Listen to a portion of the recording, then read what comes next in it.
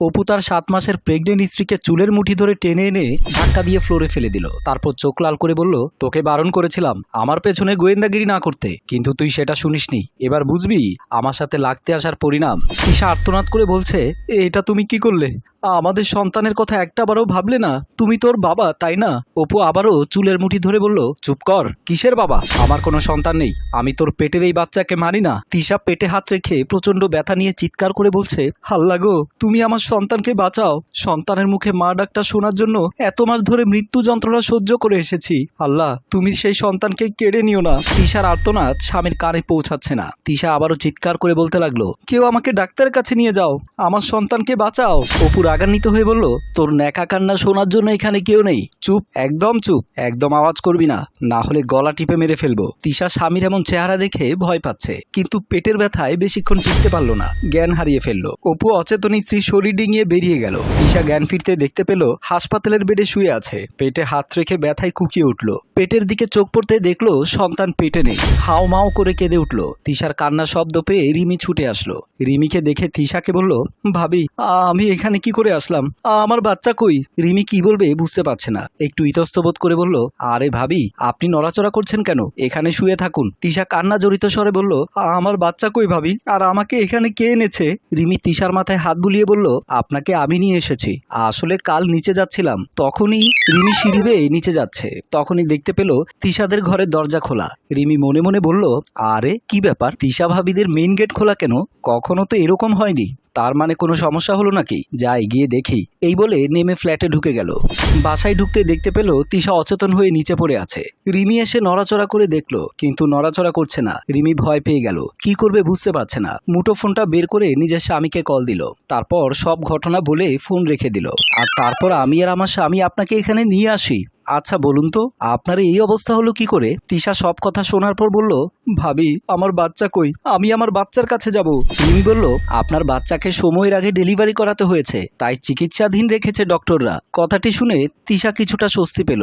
রিমি বলল, আপনার কি হয়েছিল? ফ্লোরে পড়েছিলেন কেন? তিশা বলল, আমি ঘরের সমস্ত কাজ ছেড়ে কিচেনে রান্না করছিলাম, তখনই অপু রান্নাঘরে ঢুকেই স্ত্রীর গালে ঠাস করে থাপ্পড় লাগিয়ে দিল। তিশা গালে হাত রেখে বলল, কি হলো? আমাকে মারলে কেন? আমি কি করেছি? আমি কি করেছি না? এই বলে আরেকটা থাপ্পড় বসিয়ে দিল। স্ত্রী এবার চুপ করে রইল। অপু বলল, তুই আজকে কোথায় গিয়েছিলি বল? তিশা চুপ করে আছে। অপু তিশার গালটা শক্ত করে টেনে বলল, তুই ওর কাছে কেন গিয়েছিলি আর কেন এরকমটা করলি? তিশা বলল, কি করব? তোমাকে অনেক বুঝিয়েছি, তুমি তো আমার কথা শোনোনি। আমাদের বাচ্চার কথাটা একবারও ভাবোনি। কয়দিন পর আমাদের কোল জুড়ে নতুন মেহমান আগমন করবে, তুমি সেসব কিচ্ছু ভাবোনি, শুধু নিজের ভালো থাকাটা দেখেছো। অপু বলল, তোর কারণে ও আমাকে কি কি বলেছে শুনবি? ও আমাকে বলল। মিম রাগান্বিত হয়ে বারবার অপুর হাত ঝাটকি দিয়ে ফেলে দিচ্ছে। অপু মিমের হাত ধরে বলল, কি হয়েছে? আমার সাথে এরকম ব্যবহার করছো কেন? মিম বলল, তোর মতো ফালতু ছেলের সাথে আমি সম্পর্ক করেছি, ভাবতে আমার ঘৃণা হচ্ছে। অপু বলল, আরে আমি করলামটা কি বলবে তো? মিম বলল, তুই যে বিবাহিত, এই কথাটা আমাকে বলিসনি কেন? কথাটা শোনা মাত্রই অপুর মাথা খারাপ হয়ে গেল। কিভাবে জানলো মিম এই কথাটা? তার মানে এই কাজ ওই করেছে। আজকে তোর হচ্ছে। অপু বলল, আরে তুমি এসব কি বলছো? আমি বিবাহিত হব কেন? আমি তো তোমাকে ভালোবাসি আর তোমাকে বিয়ে করব।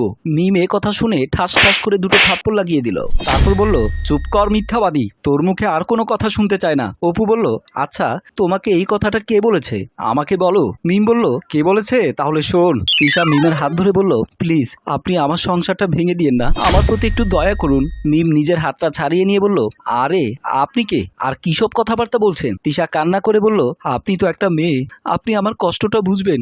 আমার গর্ভের সন্তান বাবাহারা হয়ে যাবে যদি আপনি এই কাজটা করেন। মিম রাগান্বিত হয়ে বলল, আরে পাগলের মতো কি বলছেন?